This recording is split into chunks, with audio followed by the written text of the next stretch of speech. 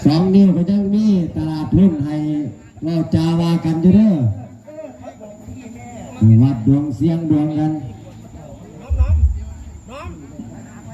ผู้ใดมั่นใจว่าได้ติดต่อเพื่อนทั้งต่อท้องเลือด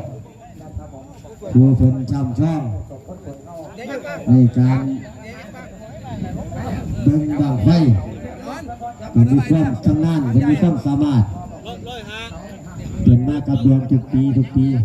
เขาเปิด200ด้วยกระสวนเปิด200เป็นอย่างเส้นตาม2 คืนเนี่ยเสียบบังไฟน่ะมันเป็นคือโบกเราโบกเป็นสาวอันนี้ก็คือการเป็นสาวเนี่ยคนผูกหางบังไฟเขาเปิด200แล้ว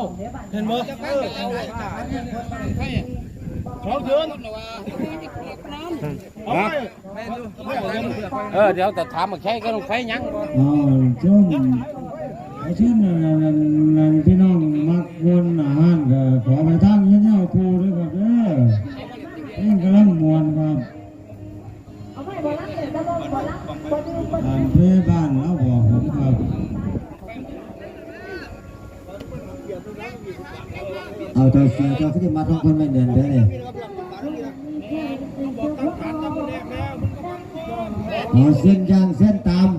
2 นิ้วก็มีรายการอยู่เด้อตลาดทุ่นเพื่อนแต่ว่าในรายการกลุ่มบอบี้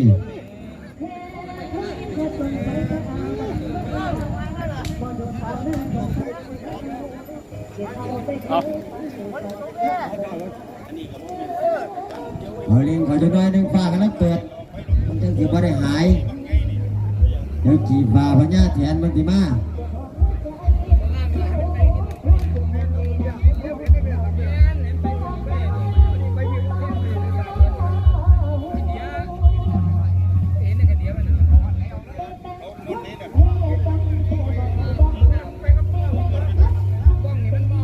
ครับผมไฟ2 นิ้วครับไฟ2 นิ้ว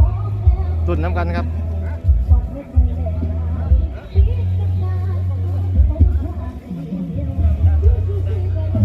ขนาด2 นิ้วนะครับทางเส้นพร้อมแล้วอาณาฐานพร้อมขนาด2 นิ้วแยกไปทางกรรมการเวลา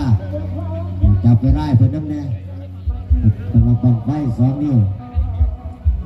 นั่นที่เข่าว่าเราพบจุดนี่มั้ยฐานพร้อมเวลาพร้อมของ2 นิ้วพร้อมแล้วกัน3